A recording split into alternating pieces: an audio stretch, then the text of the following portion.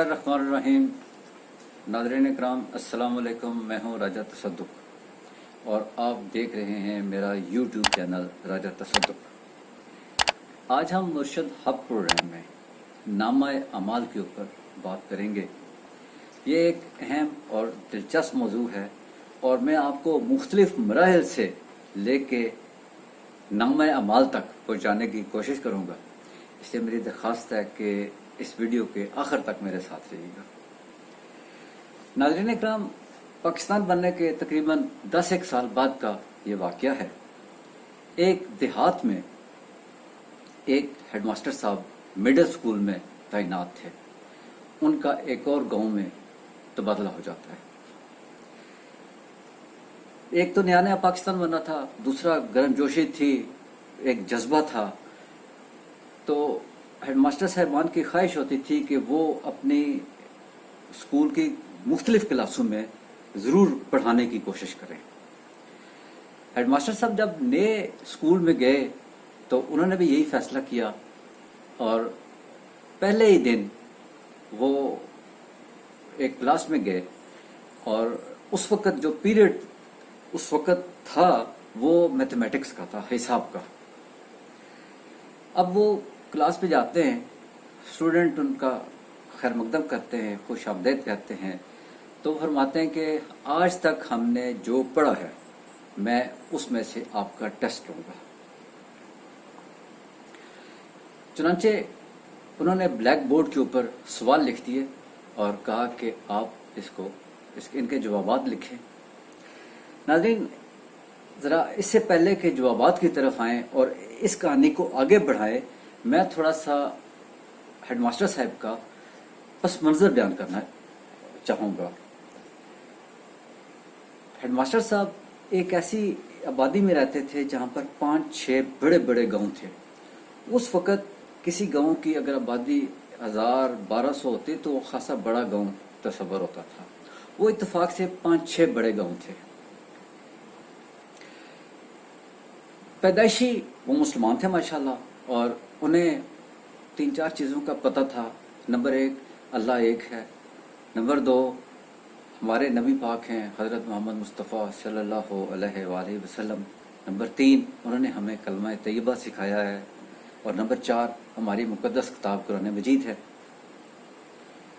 इसके अलावा कुछ थोड़ी सी, बेशक वो पढ़े लिखे थे लेकिन अपने हिसाब के कितने ज़्यादा पढ़े होंगे, शुद्ध बुद्ध थी कि तौहीद क्या चीज़ होती है और रोज़े क़यामत क्या चीज़ होती है, एक आइडिया था। ये तो हो गया मजहबी पस मंज़र। अब ज़रा इलाकाई पस मंज़र भी थोड़ा सा बयान करना चाहूँगा कि उन 5-6 गाँव में आपस में इतना इत्तेफाक था, मोहब्बत थी और भाईचारा था कि वो 5-6 गाँव आप समझें कि एक गाँव तस्वर होता था। उन 5-6 गाँव में कुछ किरदार बड़े काबिल ज़िक्र थे। नंबर 1, नंबरदार साहब। चूँकि नंबरदार वो सीनियर नंबरदार थे, नंबरदार तो गांव में ज़्यादा होते हैं, तो उनकी महकमा माल वालों से ताल्लुक़दारी ठीक ठाक थी। महकमा माल के साथ साथ पूरे इलाके के चीदा लोगों से ताल्लुकात होते थे। हर कोई इनकी इज्जत करता था। आप यूँ समझें कि वो हर जगह पर मौजूद होते थे और बड़े पॉपुलर थे। एक चौधरी साहब थे। चौधरी साहब को घोड़ी पाल उस अंग्रेज़ों के ज़माने में होता था। मरब्बे भी मिले हुए थे पंजाब के अंदर और उनकी यहाँ पर भी अपनी काफ़ी ज़मीनें थी, उनकी फसलें थी, सब्जियाँ माशाल्लाह हर मौसम की लगती थीं। उनके खेतों में फल बड़े ज़बरदस्त लगते थे जो उनके पास आते और वो स्टेटस के लिहाज से, मर्तबे के लिहाज से पूरा साल तकसीम भी करते। अब चूंकि माशाल्लाह वो तगड़े आदमी थे, पैसे वाले थे, तो जो भी कोई दावत होती वो अक्सर व बेशतर उन्हीं के ज़रिए होती या उनके घर होती। तो कहने का मकसद है कि चौधरी साहब भी एक बड़े बाअसर शख्सियत थे। एक पीर साहब थे, उन्होंने हज भी किया हुआ था। लोग उन्हें पीर साहब भी कहते और लोग उन्हें हाजी साहब भी कहते। पीर इसलिए कहते कि वो ख़ानदानी तौर पर इस काम में थे। अगर खुदा न खास्ता किसी फैमिली में औलाद ना होती तो लोग उनके पास आते दुआ के लिए।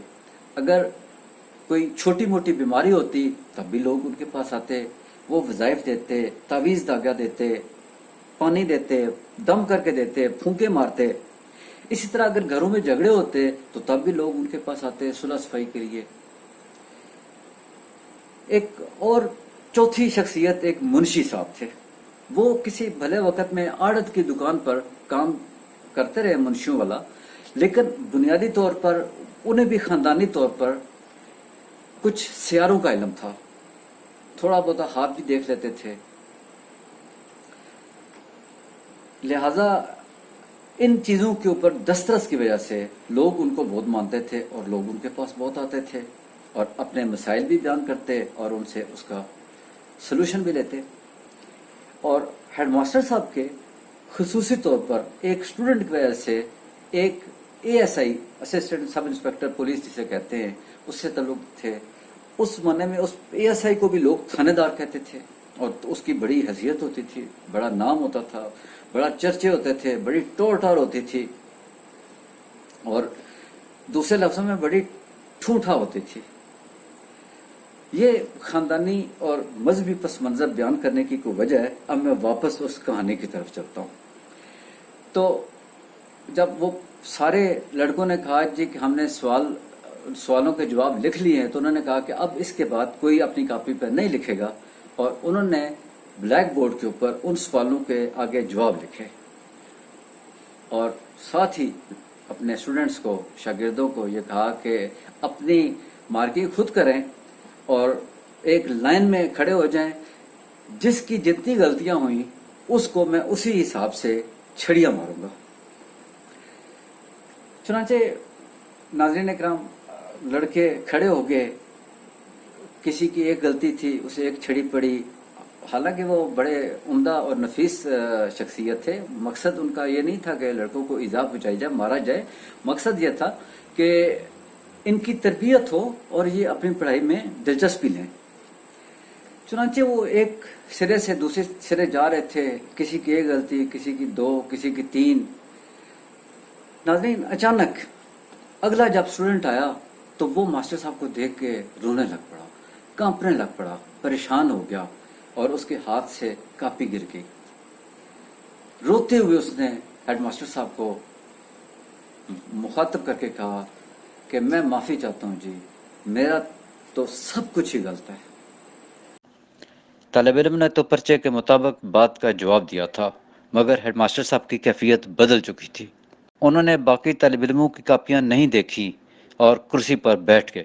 اس اسٹوڈنٹ کو مخاطب ہو کے کہتے کہ پنجابی میں بلیا تو کیڑی گل کر چھوڑی ہے، تو میں نے کتنے پہنچاتا ہے، میرا تو سب کچھ ہی غلط ہے۔ ناظرین کرام، وہ اپنے طور پر اللہ کے بارگاہ میں، اللہ کی عدالت میں اس وقت پیش ہو چکے تھے اور انہوں نے اپنی ذات کا تجزیہ کرنا شروع کر دیا۔ اس وقت تک جو زندگی تھی اس کے مطابق ان کے ذہن میں نمبردار آیا جو تعلقات والا تھا، لیکن اللہ تعالیٰ کی صفات کو سامنے رکھتے ہوئے انہوں نے نمبردار کے بارے میں جو دل میں سوچا ہوا تھا وہ یہ تھا کہ یہ تو ہر جگہ موجود ہوتا ہے، یہی مدد دینے والا ہوتا ہے، یہی عزت دینے والا ہے۔ چودھری صاحب کا خیال آیا جو ان کے گھر میں گندم بھی بیچتے تھے، سبزیاں بھی بیچتے تھے، پھل بھی بیچتے تھے، کہ یہی ہمارا مشکل کشا تھا، یہی ہمارا حاجت روا ہے، یہی مختار کل ہے۔ پیر صاحب کی طرف بار بار دھیان جاتا، جو صلح صفائیاں بھی کراتے، بچوں کی دعائیں بھی کرتے، چھوٹے موٹے علاج بھی کرتے۔ وہ دل میں یہی سوچ رہے تھے کہ ہمارا تو بگڑی بنانے والا یہی ہے، ہمیں تو اولاد دینے والا یہی ہے۔ منشی صاحب کے بارے میں ان کا بار بار دھیان جاتا کہ علم غیب تو صرف یہی جاننے والا ہے، حاضر و ناظر تو ہر وقت یہی ہے، ذرے ذرے سے واقف تو منشی صاحب ہی ہیں۔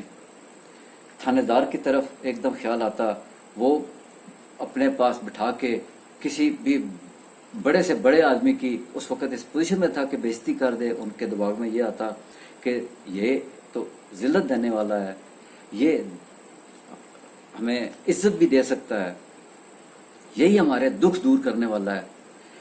اس وقت ناظرین ان کے دل میں آیا کہ رب تعالیٰ میں تیرے سے معافی چاہتا ہوں، मैं तो तुझे सिर्फ अल्लाह समझता था कि तू इस दुनिया जहान का मालिक है, बाकी सारी चीजें तो मैं लोगों के अंदर ढूंढ रहा था। नाज़रीन इकराम, इसके बाद उनके दिल में एक नई जिंदगी का आगाज हुआ चाहता है और उसके लिए वो एक नियत करते हैं। वो नियत क्या करते हैं, अब उसके ऊपर भी आपको एक बड़ा दिलचस्प वाक़या सुनाने की जसारत करता हूँ। नाज़रीन इकराम, एक आदमी एक बस्ती में रहता था और वो इंतहा दर्जे का बदमाश था। वो चोर था, डाकू था, लुटेरा था, दुनिया का हर ऐब उसमें था। उसने 99 कत्ल किए हुए थे। एक दिन उसके दिल में आया कि यार ये मैं ऐसी जिंदगी कब तक गुजारूंगा, मैं क्यों ना अच्छी जिंदगी गुजारने की कोशिश करूं और किसी से मशवरा करूं कि रब ताला क्या मेरे ऊपर अपनी मेहरबानी फरमाएंगे, मेरे ऊपर अपना करम करेंगे, इतने गुनाहों के बावजूद क्या वो मुझे माफ कर देंगे। चुनाचे वो चलता चलता एक मौलवी साहब के पास चला गया, उन्हें सारी दास्तान सुनाई। मौलवी साहब ने सुनने के बाद कहा, तौबा इस्तगफार, ला हौला वला कुव्वत, ये अपनी हालत देखो, गुनाह देखो और माफी मांगते हो। चुनाचे उसने सोचा कि 99 कत्ल तो किए हुए हैं, एक और सही। चुनाचे उसने मौलवी साहब को भी फड़का के रख दिया और 100 कत्ल कर दिए। अब फिर वो आगे चलता है। आगे एक अल्लाह ताला का एक बिल्कुल आम सा बंदा बैठा हुआ है। वो उससे आके अपनी बात बताता है, उससे सारी अपना दुख दर्द मसला बयान करता है कि मैं तो बड़ा गुनाहगार आदमी हूँ, पहले 99 कत्ल किए थे, एक और कर रहे हूँ, 100 पूरे हो गए, तू बता कि क्या मेरी माफी हो जाएगी। उसने कहा बिल्कुल हो जाएगी। तुम्हें किसने कहा कि तुम्हारी माफी नहीं होगी? अल्लाह तो बड़ा रहीम है, करीम है, मालिक है और खालिक है, वो तो बंदे के इंतजार में बैठा होता है। उसने कहा पक्की बात है। उसने कहा पक्की बात है। उसने कहा फिर मुझे क्या करना चाहिए? उसने कहा नेकों की बस्ती में चले जाओ। उसने कहा अच्छा, जहां मैं रहता हूँ ये तो वाकई बुरों की बस्ती है, यहाँ पर तो हर गलत काम होता है, अच्छों की बस्ती का है। उसने कहा फलां जगह पर है। तो उसने कहा ओके, मैं अब उसकी तरफ जाता हूँ। चुनांचे नाजरीन, अब वो अपनी उस मंजिल की तरफ रवाना हो गया। प्रैक्टिकली वो बुरों की बस्ती से निकले, अभी उसे कुछ ही देर हुई थी और अच्छों वाली लोगों की बस्ती की तरफ जाते हुए अभी कुछ उसे वक्त लगना था, लिहाजा उसने चलना शुरू कर दिया। हत्ता कि वो सख्त थक गया, उसे प्यास लगनी शुरू हुई, उसकी हार्ट बीट ज्यादा हो गई और उसे दिल की तकलीफ होनी शुरू हो गई। अभी वो फासला ज्यादा था, लेकिन उसने नीयत की हुई थी, उसने तहैया किया हुआ था, उसने इरादा किया हुआ था। लेकिन जिंदगी कुछ और ही मंजूर होता है, रब ताला के भी अपने कुछ कानून हैं। अभी वो थोड़ा सा और आगे चला था कि वो गिर गया। वो उसके अंदर सकत ना रही वो कि मजीद जा सके। उसका चेहरा भी उस अच्छों वाली बस्ती की तरफ था और वो जिस अंदाज में गिरा, उसके हाथ और बॉडी भी सारी उसी तरफ थी। और नाज़रीन किराम, वहां पर उसकी वफात हो जाती है। अब फरिश्ते पहुंच जाते हैं, अपना हिसाब तब करते हैं, सारी चीजें मैयर की जाती हैं। नेकों की बस्ती के दरमियान का फासला और बुरों की बस्ती के दरमियान का फैसला। प्रैक्टिकली वो अभी नेक बस्ती से काफी दूर था, गलत बस्ती वालों के नजदीक था। तो अल्लाह ताला 2 और फरिश्ते भेजता है कि जरा जाके इसके मेजरमेंट जरा करें। तो अल्लाह ताला का आप निज़ाम देखें और अल्लाह ताला की कुदरत देखें। अल्लाह ताला ने यह किया कि उस बंदे की नीयत अल्लाह ताला जान रहा था कि ये तो फैसला कर लिया था इसने कि अब मैं गलत काम छोड़ के अब नेकों की बस्ती की तरफ जाऊंगा। चुनांचे अल्लाह ताला ने उसकी डेड बॉडी और अच्छी बस्ती के दरमियान के फासले को श्रिंक कर दिया और जो बुराई वाली बस्ती थी उसके और उसके जहां उसकी मैयत पड़ी थी उस फासले को लंबा कर दिया। फरिश्तों से पूछा कि अब बताओ क्या पोजीशन है। तो फरिश्तों ने कहा जी कि he is more closer to the अच्छाई वाली बस्ती, ये उसकी बस्ती के और ज्यादा नजदीक है। तो अल्लाह ताला ने कहा कि फिर इसे माफी वाली लिस्ट में इसका नाम डालें और इसे जन्नत में भेजें। नाज़रीन इकराम, ये एक बड़ा क्लासिकल वाक़या है जो हमें ये बताता है कि हमें اللہ تعالیٰ کی رحمت کی طرف دیکھنا چاہیے اور اپنے گناہوں کی طرف نہیں دیکھنا چاہیے. اللہ تعالیٰ کی رحمت بہت ہی بڑی ہے. ناظرین کرام، اب بات کرتے ہیں نیک ارادوں کی اور شفاف خوبصورت عمل کی. ہمیں یہ تربیت دی جاتی ہے کہ صدقہ کرو، خیرات کرو، نیک کام کرو، لیکن یہ کہیں بھی نہیں کہا گیا کہ صدقہ دو تو ہزاروں لاکھوں کروڑوں میں کرو، خیرات کرو تو سینکڑوں ہزاروں لاکھوں میں کرو، کسی کی مدد کرو تو ایک خاص کوانٹٹی میں کرو. اللہ تعالیٰ تو صرف نیت، اس کے پیچھے اسپرٹ اور جذبہ دیکھتے ہیں. ناظرین، ایک بڑا عمدہ واقعہ آپ کی خدمت میں پیش کرتا ہوں. جنگ بدر کی تیاریاں ہو رہی تھیں. مسجد نبی میں ہمارے نبی پاک صلی اللہ علیہ وآلہ وسلم اپنے ساتھیوں سمیت آ جایا کرتے تھے اور جنگ کی پلاننگ ہوتی تھی. مین پاور ڈسکس ہوتی کہ ہمارے پاس کتنے فوجی ہوں گے، عمر کے لحاظ سے کتنے بزرگ، کتنے جوان، کتنے چھوٹے ہوں گے. جنگی ساز و سامان کے اوپر بات ہوتی، ٹرانسپورٹیشن، گھوڑے، اونٹ، زیادہ راہ اور دیگر انتظامات پر بات ہوتی، اور اناؤنسمنٹ بھی مسلسل ہوتی کہ تمام مسلمانوں سے درخواست کیا ہے کہ آئیں اور وہ اپنی اپنی حیثیت کے مطابق اس میں حصہ ڈالیں اور جو ان سے زیادہ ہو سکتا ہے وہ کریں. یہ سارا سننے کے بعد ایک دفعہ ایک دن ایک بڑھیا مسجد نبوی میں نبی پاک صلی اللہ علیہ وآلہ وسلم کے پاس حاضر ہوتی ہے اور کپڑے میں لپٹا ایک چھوٹا سا تحفہ دیتی ہے. آپ پوچھتے ہیں بڑی محبت سے، خلوص سے کہ اماں جی یہ کیا ہے؟ تو کہنے لگی کہ دیکھیں، میرے والد صاحب نہیں ہیں، میرا خاوند بھی نہیں ہے، اللہ تعالیٰ نے مجھے اولاد بھی نہیں دی، اتفاق سے میرا بھائی بھی نہیں ہے، تو لڑنے کے لیے، مین پاور کے لیے تو میں بندہ لا نہیں سکتی تھی. میں بہت غریب ہوں، میرے پاس کسی قسم کے جانور بھی نہیں ہیں، لہذا میں آپ کی خدمت میں کوئی جانور بھی نہیں پیش کر سکی. میرے گھر میں برتن بھی بالکل نہیں ہیں. لے دے کے میں نے سوچا کہ میرے سر کے بال ہیں، وہ کینچی لی اور کاٹے اور وہ لے کے بند کر کے آپ کے پاس حاضر ہو گئی ہوں. اس سوچ کے تحت، اس نیت کے تحت کہ جنگ کے دوران اگر کسی مجاہد کے گھوڑے کو رسی کی ضرورت پیش آ جائے تو میرے ان بالوں کی رسی بنا لی جائے. آپ یقین جانیں کہ ہمارے نبی پاک، ہم ان کے ساتھی سب اس وقت ان کی آنکھوں میں آنسو تھے، وہ سب اس جذبے کو سرا رہے تھے اور اس اماں کو، اس کے جذبے کو سلام پیش کر رہے تھے. ناظرین کرام، ہم نے پریکٹیکل لائف، اس میں غلطیاں، ان کے تسلیم کرنے کی بات، توبہ، معافی، پھر نیت اور پھر ارادے کی بات کی. اب میں آپ کو لے کے چلتا ہوں ایک بہت ہی خوبصورت مثال کے اوپر، واقعے کے اوپر، جو ہمیں نامہ اعمال کے بارے میں بہت ہی قیمتی درس دیتا. ہمارے نبی پاک حضرت محمد مصطفیٰ صلی اللہ علیہ وآلہ وسلم ایک دفعہ ساتھیوں کے ساتھ بیٹھے ہوئے تھے تو بات قیامت کی اور نامہ اعمال کی ہوئی. تو آپ فرمانے لگے کہ قیامت کا دن ہوگا، اللہ تعالیٰ میری امت کے ایک بندے کو کھڑا کرے گا اور کہے گا کہ تمہارے نامہ اعمال کے اوپر بات کرتے ہیں.